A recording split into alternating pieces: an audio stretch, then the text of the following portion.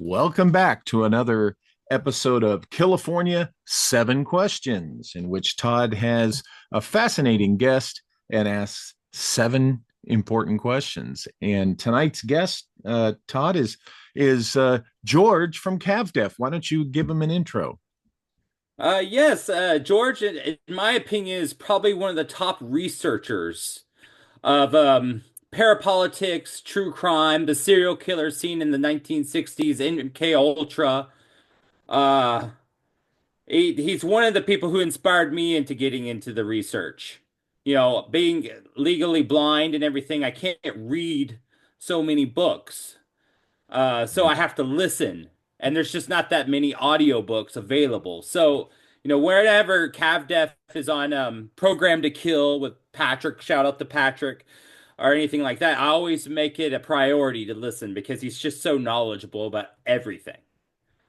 Great. Well, Um, Before we get started, though, mhm. I think it's important to say if you like this video, hit like and subscribe. And if you like this content, become a member at the Walter Balze channel and for much more bonus content and merchandise. Cool. Well, again, welcome, George. Yeah, thank you for having me, and thank you, Todd, for such a wonderful introduction. I really appreciate that. Yeah.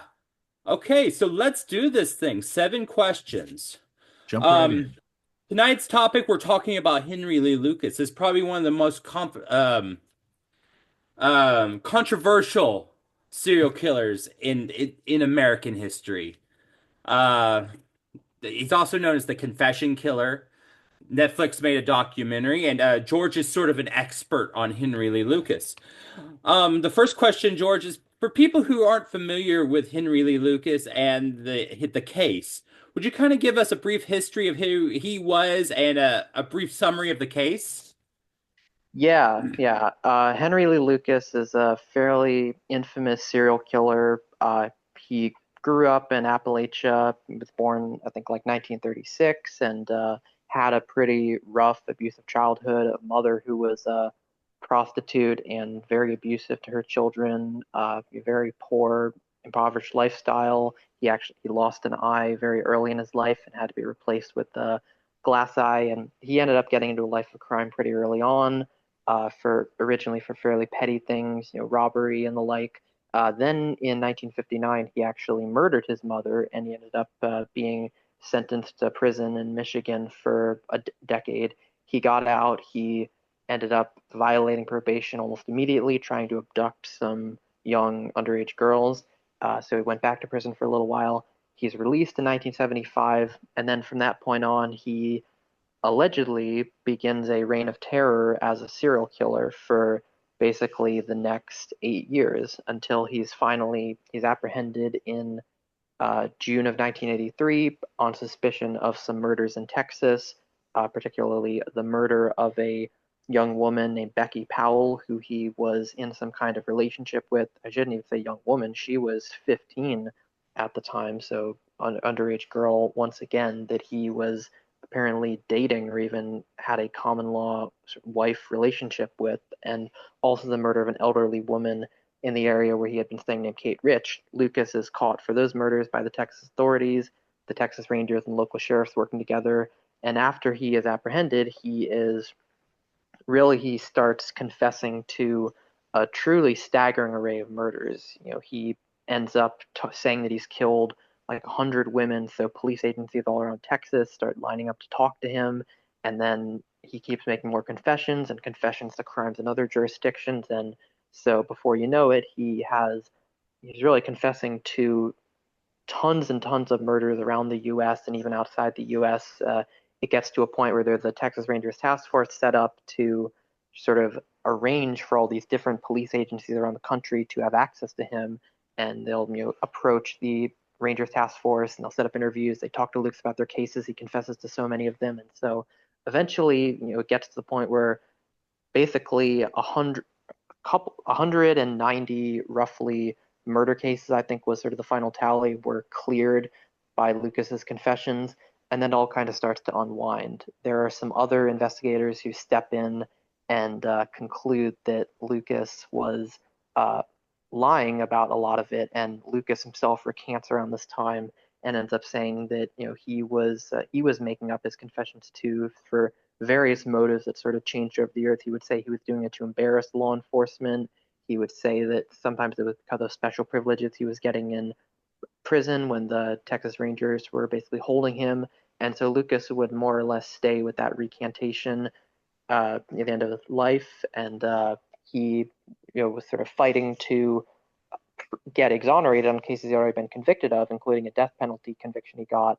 And the most infamous sort of result of that, which is what brought this onto many people's radar in the first place in the conspiracy world, was the fact that his death penalty case ultimately, after his appeals were rejected by all the courts, made its way to Texas Governor George W. Bush, and George W. Bush ended up issuing a commutation, getting rid of his death sentence, giving him life in prison.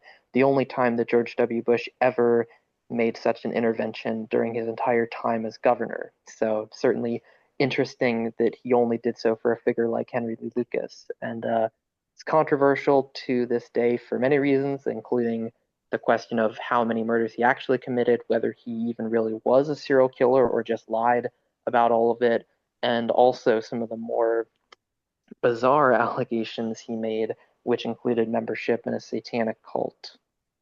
Mm-hmm.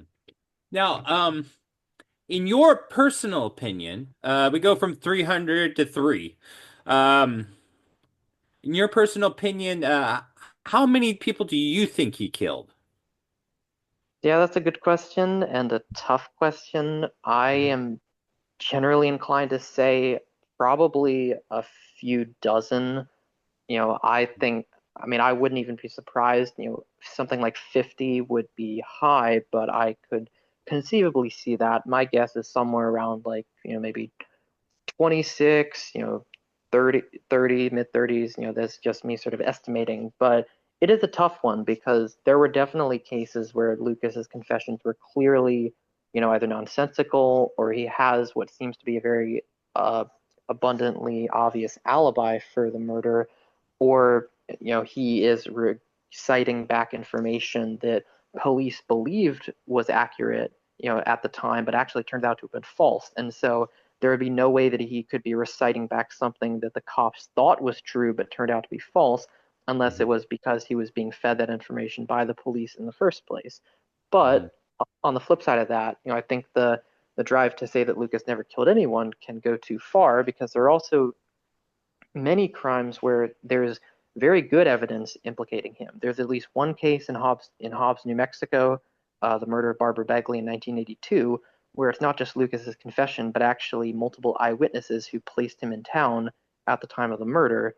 Mm-hmm. And it actually was that originally these eyewitnesses came forward to the police, and that was what sort of created the interest by the police in the first place to even speak to Lucas. And then he gave a confession that essentially aligned with a lot of that. Or there's a case in West Virginia, the murder of a police officer there named Clemmy Curtis, which Lucas had, basically Lucas said pretty much unprompted to the Texas Ranger who was interviewing him, talking about murders of law enforcement officers, and Lucas described a case like that was not even on the radar of the Texas Rangers at the time.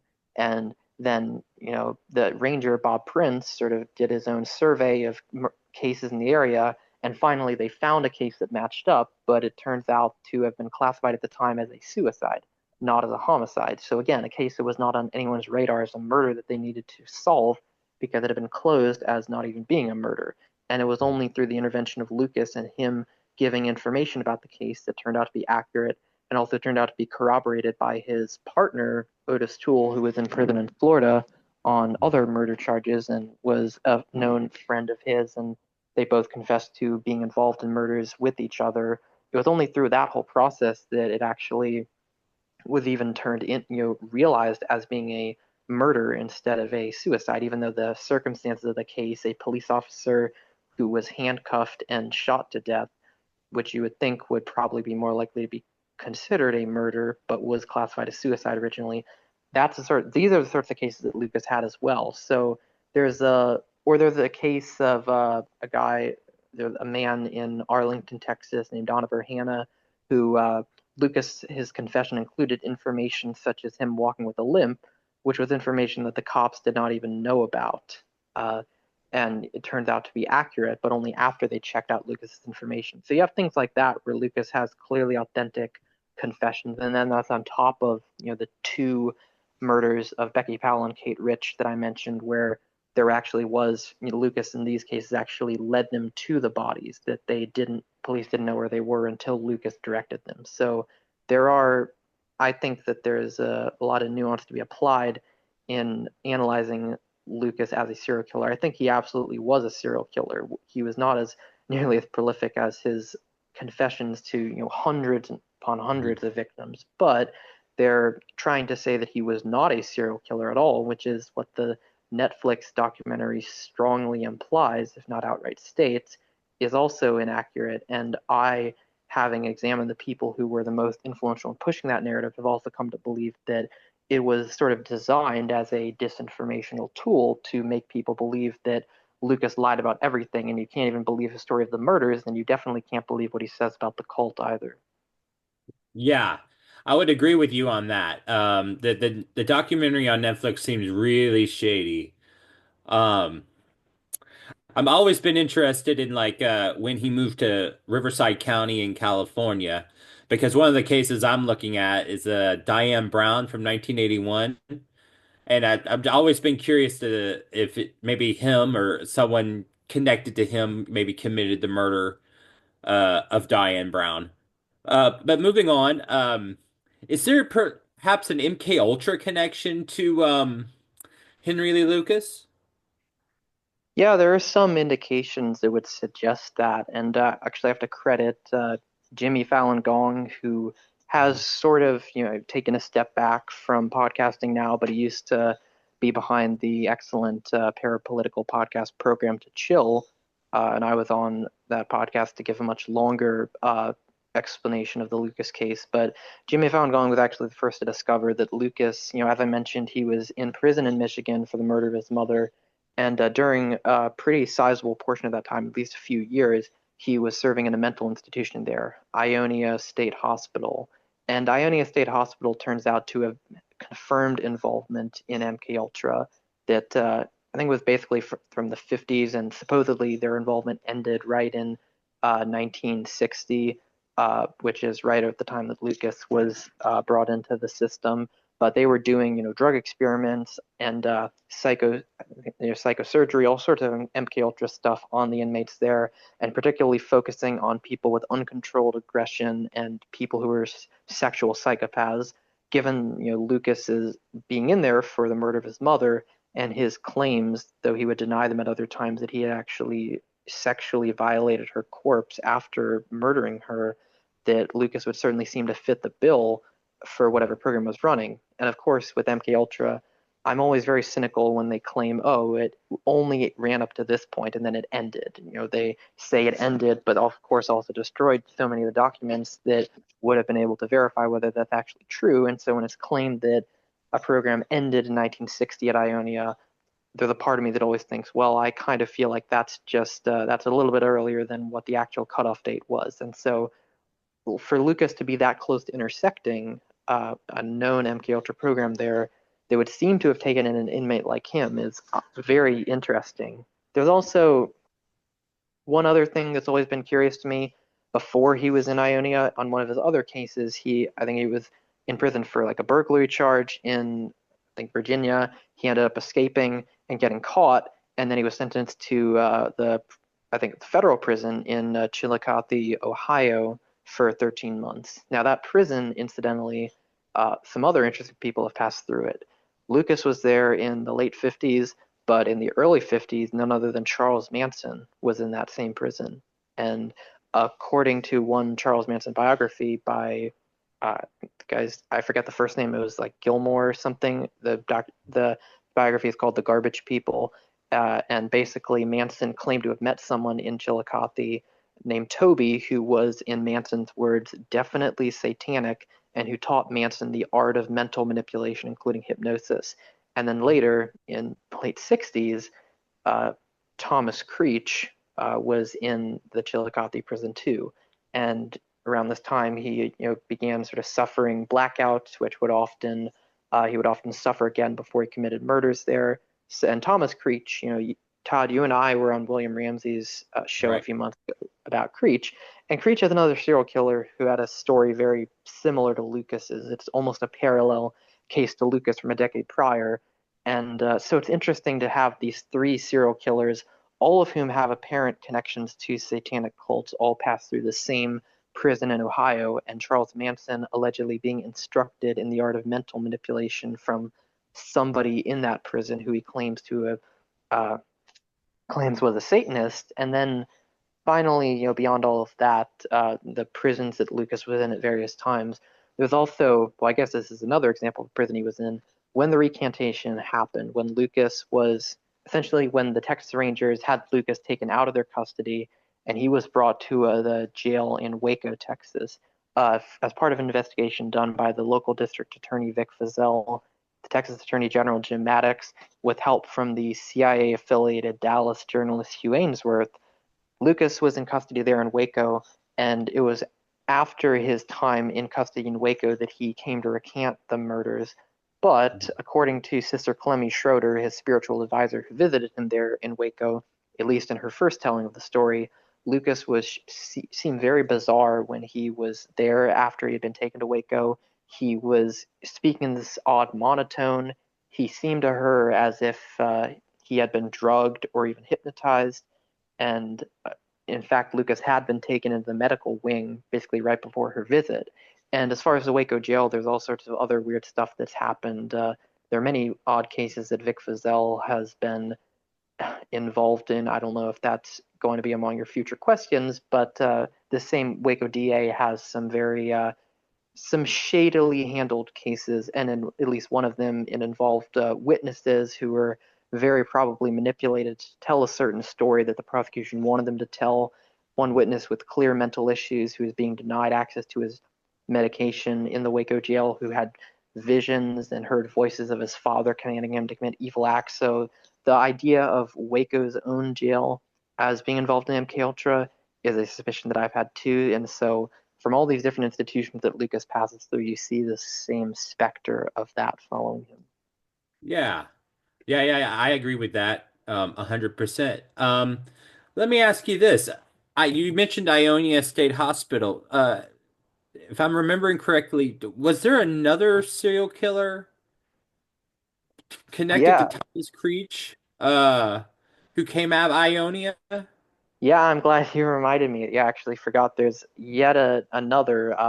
That would be Gary Addison Taylor, of originally of Michigan. He was known as the Royal Oak Sniper, targeting young girls as a sniper, and then he went on to commit other serial murders, especially throughout the 70s. Some murders of I think murders of prostitutes from Ohio, and then he and his family moved to Seattle, where he committed another murder there. And when he moved to not just to Seattle, but to a suburb of Seattle known as Burien, which is right by the airport, and that place Burien happens to have been the location of this house where Thomas Creech claims satanic rituals were taking place. And it's very likely, based on investigation I've been doing, that the two intersected. And yeah, Gary Addison Taylor was in and out of mental institutions in Michigan, but pretty much throughout the late 50s and the 60s. He was at Ionia during that time, I think at least partially overlapping Lucas' stay at Ionia. So yeah, there's another one. Mm-hmm. And Mm-hmm. Gary Addison Taylor did have some apparent occult interests himself. That's something I'm still working out, but there is at least some documentation to Right. establish that. Was it Thought Power Inc.? So yeah, well, Thought Power Inc. was a this like Silva mind control adjunct. This like self hypnosis teaching firm basically that was based in Olympia, Washington, that one victim of Ted Bundy named Donegal Manson had some affiliation with. Donegal Manson was also affiliated with a University of Washington parapsychology professor, and this parapsychology professor, in turn, may have been a connection between Ted Bundy and Thomas Creech and Gary Addison Taylor. Interesting, interesting. You were talking about Lucas and Tool being part of a cult, the Hand of Death. Would you go into the Hand of Death a little bit and tell us about the Hand of Death and the claims, perhaps? Sure, yeah. And one weird thing, the book that's most popular about it is called Hand of Death and has it as singular, but it appears that it's actually the Hands of Death, plural. That's what Oh, I've been able okay. to. Well, do Yeah, you know there's also a fictional book that came out called The Hand of Death. I think maybe people are just getting mixed up, right?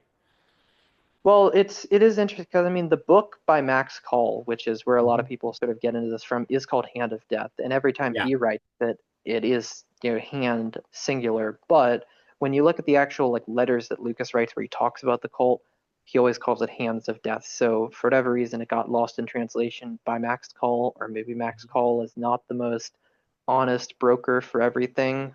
There are definitely things in the book that are highly questionable at best, but yeah, Hands of Death seems to be the correct term for it. And no, I mean, I've made that mistake myself before. It was a while before I realized what it was actually supposed to be called. But yeah, the Hands of Death is a satanic group that Lucas claims to have been sort of inducted into through the intervention of Tool. He actually claims that Tool was sort of already part of it, and the Tool kind of arranged to have him brought into the network. And basically, Lucas claims that how it happened was that he was approached by this guy who he called Don Metric, or Don Metric was the name that the person was using. It may have been a fake name, but basically was approached by Don Metric, offered a job as a driver for cars out of Shreveport, Louisiana, and then it turns out that these cars were actually hot cars, stolen cars, and this guy Don Metric ran an auto transport business there in Shreveport, and Lucas refused to do that, and then Don Metric decided to offer him another position of being a contract killer for this cult, and so Lucas went down to Miami to Don Metric's other office. He was brought to a training camp at the Everglades, and he was given instruction for quite a while on the art of how to kill professionally, how to not leave behind evidence, and also sort of inducted into the religion that this contract killing group followed, because it was effectively both. It was a contract killing group affiliated with organized crime, receiving contracts, but it was also a satanic group. So they would often kill their victims ritually. They would have I mean, partake in drugs. There was sometimes they would burn and even cook and eat their victims. So it was all sorts of sick practices like that. But as far as the real organization of this cult, there are a lot of interesting allegations brought up about it, such as I mentioned, the Everglades training camp,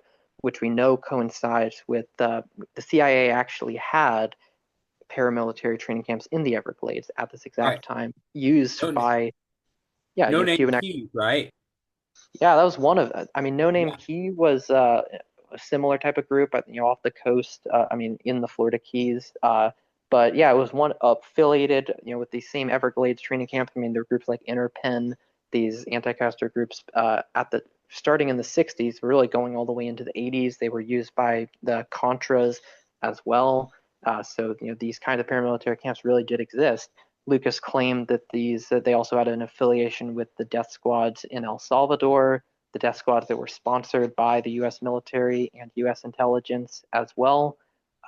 Lucas, I mean, he claimed that the Hands of Death was affiliated with presidential assassinations, that he himself was actually given a contract to kill Jimmy Carter in 1979. And there actually was a very weird plot involving Jimmy Carter in 1979, involving a guy named Raymond Lee Harvey and another man named Osvaldo, which Mhm. make of that what you will. But yeah, really, the Hands of Death was claimed to be this I mean, I guess, yeah, interstate group where, with all of these people, effectively these roaming killers, a lot of sort of transient people like Lucas, who, or people who wandered around the country, who would constantly commit all sorts of crimes, both for personal gratification, but also often for, doing things that the group asked them to do. That the group would give them assignments, including contract murders. It would give them assignments such as kidnapping children. Lucas claimed that he and Tool would often, around the country be kidnapping children and sometimes taking them down to Mexico to ranches where they would be purchased by wealthy people or even used in snuff films. So he also claimed involvement in trafficking drugs, really every manner of horrible thing that you could be doing and often doing for profit. Lucas claimed that that was part of the cult. And the satanic ritual aspect seemed to be almost like a social conditioning mechanism, a way to convince them that they are dead to the world.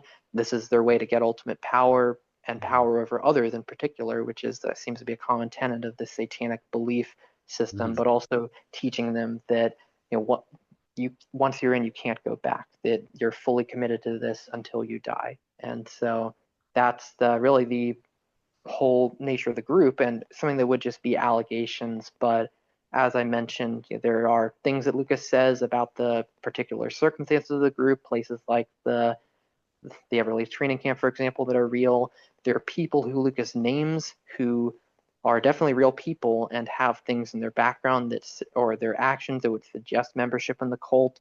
You mentioned Riverside County, for example, and the person named Jack Smart, who Lucas was staying with for some time there in Riverside County, and Jack Smart actually is known to have given Lucas an alibi for quite a substantial time period then, including a time when Lucas was seen in Hobbs, New Mexico, committing, where that murder Barb Begley took place that I mentioned. And Jack Smart says, well, Lucas was with me the entire time. He never out of my sight for more than a day. And so obviously Lucas could not have been all the way in Hobbs, New Mexico, according to Jack Smart. And yet we have eyewitnesses showing clearly was. So this guy is clearly lying on behalf of Lucas. You have to ask why he would do that.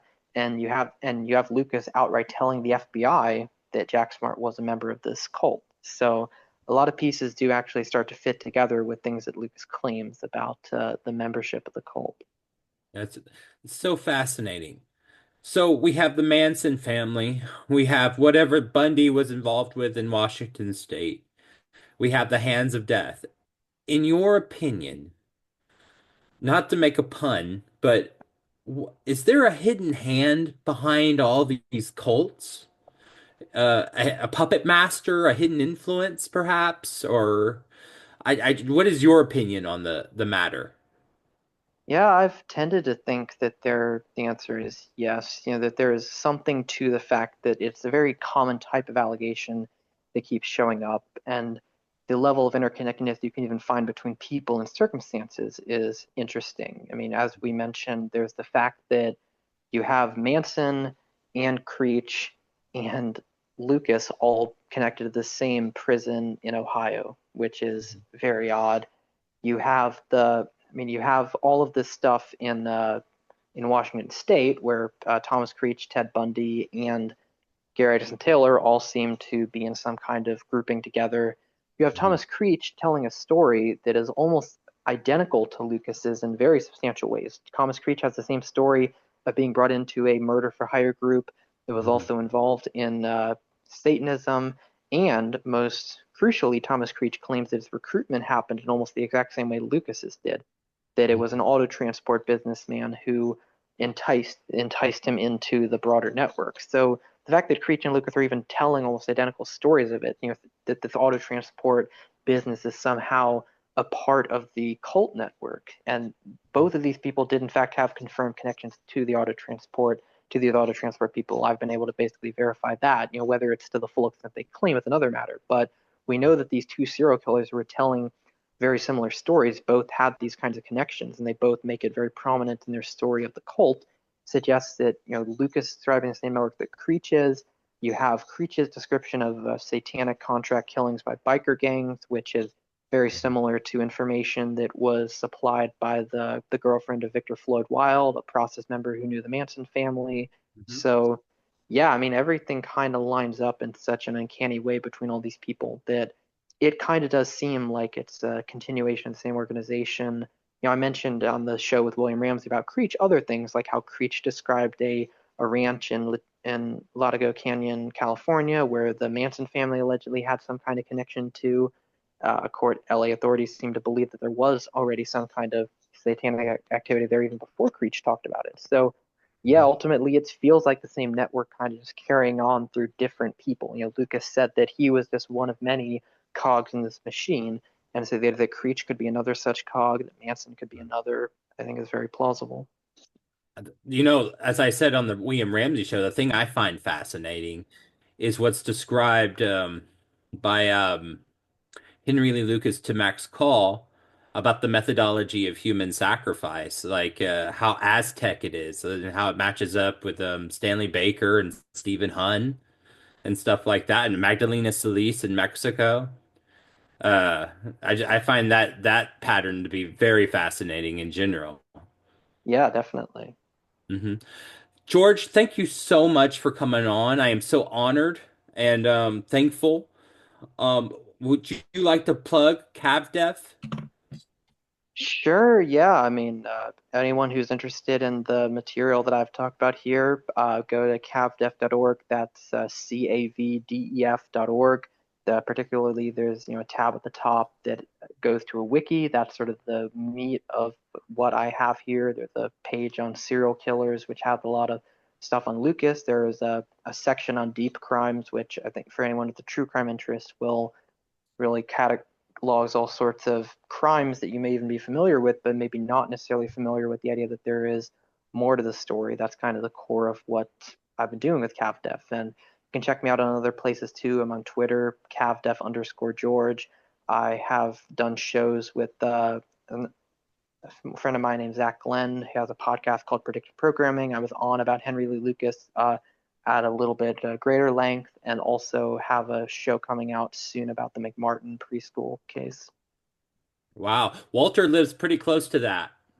Yeah, He well, Oh, was yeah, really? I live over in the San Bernardino Valley, just a 15-minute drive, 20 minutes at the most to downtown Riverside, and I was living in the area when that was going on, that McMartin preschool thing. So that's a well-known, infamously well-known case here.